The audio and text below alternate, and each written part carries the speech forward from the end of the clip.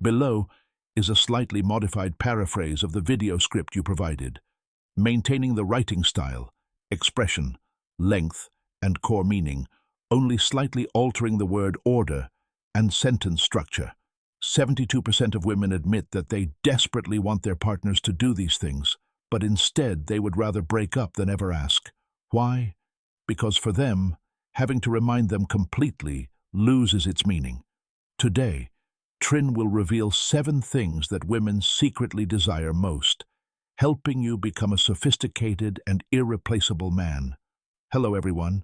Did you know that a woman can completely rewrite the entire love story of 2 people in her own head? She will rehearse the breakup phrases, cry and grieve, and move on her own.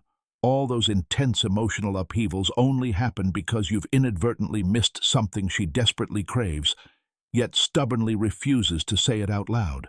And the worst part is, you'll be completely unaware of what's happening until this very moment. Today, Trinh decided to share this topic, even though she knows it will break an unspoken rule that women have silently protected for a long time. Women would rather accept the lack of what they want than have to explain it to you. It's not stubbornness or being difficult to please. It's instinct. If you don't understand this instinct, you'll constantly lose women who love you deeply without ever understanding why. Trinh uses the word naughty in the title, not just to refer to physical contact. The desire here is much more subtle. These are thoughts she's forced to bury because society dictates that women who demand such things are too troublesome, too weak, or too possessive. Listen carefully, especially to the 3rd item on this list. It's the silent killer that has destroyed countless, seemingly strong relationships. Let's start with number 7. Interrupt her overthinking with physical comfort. Any woman has moments of overthinking. She might be worried about work, annoyed by a colleague's unintentional remark, or scrutinizing some minor issue. At that moment, her brain is like a computer with dozens of browser tabs open simultaneously, and everything is freezing. The typical reaction of most men in this situation is to try to offer a solution. You might say things like, "Try talking to your boss again," or "Don't pay attention to what people are saying." Logically, you're right. You see the problem and offer a solution. But that's not what she needs. What she truly craves is for you to come closer, without saying a word. Gently cup her cheeks in your hands and place a kiss on her forehead, or simply pull her close to your chest and let her rest there. No advice needed, no analysis of right and wrong needed. Your physical presence will convey the most powerful message. I'm here, I'm strong.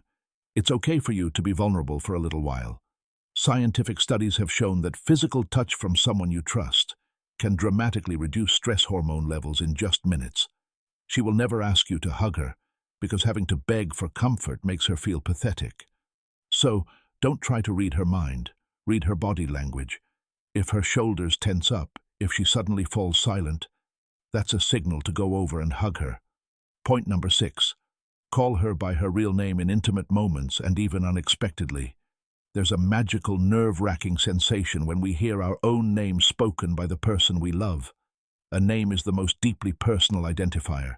In love, men often use generic, sweet terms like my wife, sweetheart, or darling. These words are warm and familiar, but you have to admit they're quite common. It's very likely your previous partners were called by the exact same names, but her real name is her unique privilege. When you're cooking together, instead of saying, "Honey, hand me the salt shaker," call her by her name. When you're walking together, call her name just so she turns around and you can admire her. When you're telling stories to your friends, mention her name with pride, and especially in private, in those most emotionally charged moments. Unexpectedly calling her by her name in a warm, gentle tone will create a sensation that no sweet nickname can match. She will never remind you to call her by her name, as that would be unnatural. The power of this action lies in its instinct, demonstrating that your mind at that moment is filled only with her image. Let's move on to point number 5. Show a moderate level of possessiveness when another man is paying attention to her. This is an extremely delicate and interesting psychological line. When another man flirts or makes advances towards your woman, she absolutely doesn't want you to lose your temper, bang on tables, or get into a fight. That's not strength of character, that's a loss of control. But she also absolutely hates it when you just sit there, indifferently sipping your drink as if nothing happened. If you don't react, she won't think you're a confident man. She'll think you don't care enough and lack the awareness to protect your woman. The perfect balance is subtle possessiveness. You calmly walk over, place a hand on her waist or lower back. You look the other man straight in the eye with an incredibly confident and relaxed demeanor. That look is a declaration. I know what you're doing. I don't feel threatened, but this girl is mine. You can smile, politely greet her, and skillfully steer the conversation. That gentle yet decisive touch is the pinnacle of seduction. Evolutionary psychologists call this the protective instinct. Women absolutely love this feeling, not because they want to make you jealous, but because your reaction shows her confidence, emotional investment, and masculinity. You proudly mark your territory without imprisoning her. Very few men understand this subtle difference. Point number 4. Silently help her with her unspoken burdens. This is a psychological bottleneck that very few men realize. Women always carry a huge, invisible system of managing tasks in their heads.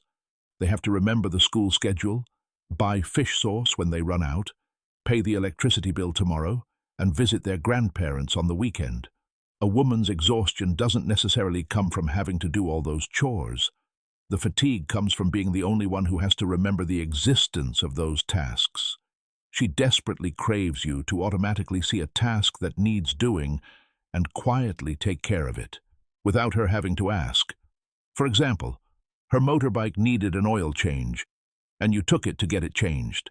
The kitchen faucet was leaking, and you fixed it before she got home from work. The refrigerator was empty, and you went to the supermarket and stocked it up. You do these things silently, without asking for credit or praise. When a man automatically handles tasks without being asked, it creates an incredibly powerful wave of relief in a woman's mind. She feels truly cared for. She would never ask you to do it, because the thought of assigning you a task and then checking if you've done it is more tiring than her doing it herself. The magic lies in initiative. In a world where women are expected to manage everything, a man who knows how to handle a few small things for her becomes the only safe haven she wants to rely on. And here's the third point, the silent killer that Trinh warned you about from the beginning. Women want you to continue pursuing them even after you've won them over. It sounds simple, but the number of men who overlook this is alarmingly high. During the courtship phase, you're a wonderful man. You proactively text, you plan dates, you compliment her every day. Every action you take signals that being with her is a privilege you cherish. However, as soon as the relationship is established or when you enter married life, you start to loosen up. Relaxation is good, but the line between relaxation and indifference is very thin. You stop doing the things that once thrilled her, not because you've stopped loving her, but because you assume the goal is achieved and there's no need to try anymore. Marriage psychology experts point out that couples who maintain a consistent focus on each other have the highest happiness rates. Women don't need you to do extravagant romantic things every week. What they need is proof, small but consistent proof, that even if you met her for the first time this afternoon, you're still determined to pursue her, that she hasn't become just another piece of furniture in your life. She'll never say this out loud, because saying, "Please try again," sounds pathetic and desperate. Instead of saying it, she'll gradually become silent. She'll withdraw and stop investing emotionally the way you did before. When the distance is large enough, everything will freeze and become irreparable. A surprise text message in the middle of Tuesday saying, "I just missed you so much, so I'm texting." It only takes a few seconds to type, but it has the power to maintain connection for weeks on end. The fact that you personally scheduled a weekend date night speaks volumes more than 1,000 empty words of affection. Men who never stop pursuing their woman are the men who are never betrayed. Number 2, express your desire for her with incredibly specific words. Most men think women like to be complimented on their beauty. That's true, but the word beautiful is too general. Complimenting a woman on her beauty is like a minimum courtesy. It doesn't leave a lasting impression.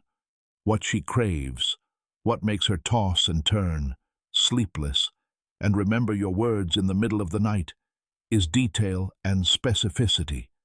Instead of saying you're so beautiful, say, the way you tilt your head when you're concentrating on your work is truly captivating. Instead of saying, I really like you, say, yesterday, when I saw you walking through the crowd at the party, I completely forgot what I was talking to. What women want to feel here is the intensity of the emotion. She wants to know that her attraction makes you a little flustered, a little out of control, not in a negative way, but as an admission that she has the ability to stir your mind. That raw, genuine, and slightly passionate tone is what makes a woman feel truly desired.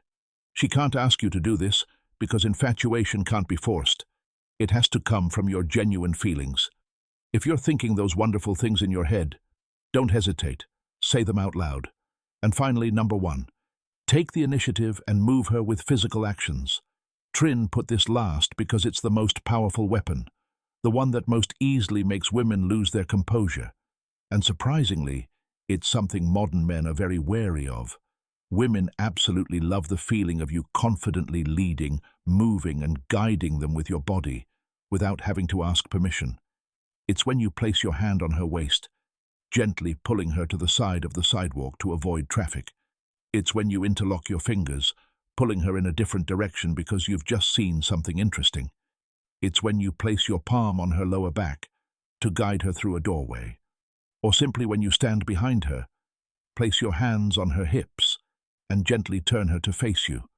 This assertiveness through non-aggressive physical contact is the ultimate expression of masculinity. It conveys the most primal message. You are completely confident in your own strength. You're in control of the space around you, and you want to bring her under your protection. This takes the number 1 spot because it works entirely independently of language. You can't use text to create this feeling. You can't use words to express it. It only exists in real time, in the friction of 2 bodies and your confidence. When you're closing the distance, no girl will say straight to your face, I wish you'd pull me closer and lead me.